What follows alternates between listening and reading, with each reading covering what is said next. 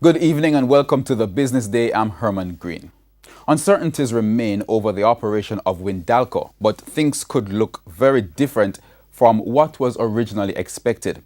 That as the U.S. today told American companies which buy products from its parent company UC Rusal that they would get more time to put their houses in order to deal with sanctions against the entity. Dashan Hendricks has the details. American customers of Russia's biggest aluminum producer, UC Rusal, which owns Windalco in Jamaica, are getting more time to comply with sanctions, and the company has been told those sanctions could be lifted if Rusal's major shareholder, Russian tycoon Oleg Deripaska, cedes control of the company.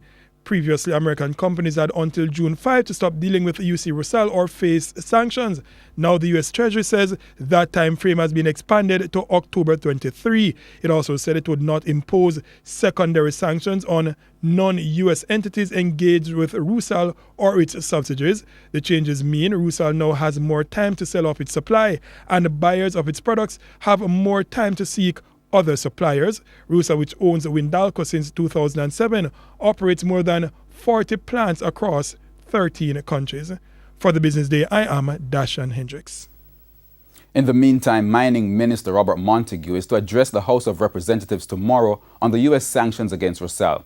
News came last week that the Jamaican government and the opposition are to discuss the implications. Mr. Montague issued a statement that he wants a united approach to the issue as the government moves to safeguard the welfare of the 1,200 workers at Windalco. Iron Rock has reported reduced losses in the January to March quarter. The reported losses amounted to $4.6 million. That is compared to losses amounting to $27 million in the same period a year ago. Jamaica has made progress in its push to get more flights out of Latin America. That's the word from the Tourism Ministry, which is actively seeking to boost arrivals from the region. A day after announcing increased flights out of Panama by way of Copa Airlines, the Tourism Ministry says plans are advancing for LATAM Airlines Group to fly to Jamaica. Tourism Minister Edmund Bartlett said 3 flights per week could come from Lima, Peru to Montego Bay within 12 months. The Tourism Minister is aiming to attract 50,000 to 60,000 tourists per year from South America. Currently, just under 10,000 tourists visit from the region. Governor of the Bank of Jamaica, Brian Winter, says the central bank is seeing success in its efforts to reduce the amount of US dollars held in local bank accounts. The central bank last year implemented measures to disincentivize people holding US dollar accounts. He outlined the results recently. Is that continuing? That's in the hands now of individuals and stakeholders. What do they believe? Are they comfortable or not? Do they feel concerned about depreciation? Or, as some have said publicly, they've been burnt by appreciation. They are holding too much in dollars, more than might be prudent. I think this exchange rate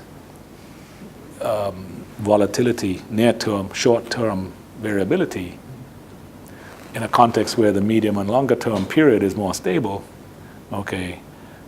is going to have an impact on what people decide they should hold in dollars versus J dollars. And currency trading ended today with the US dollar selling for $125.21. The Canadian dollar is being sold for $98.35. The pound sterling is going for $175.34, while the euro costs $153.42. Now, stocks ended mostly lower today, but gains in JMMB Group and Carreras pushed the JSE index up more than 1,290 points, while the junior market index lost 14. Stocks posting gains included Berger Paints, Express Catering, Jamaica Producers, NCB Financial, Sagicor Real Estate X Fund, and Wisynco Group. Now, on the losing end were 1834 Investments, Carreras, Honeybun, Jamaican Teas, Lasco Distributors, Mayberry Investments, Scotia Group, and VM Investments. And that's the Business Day. I'm Herman Green.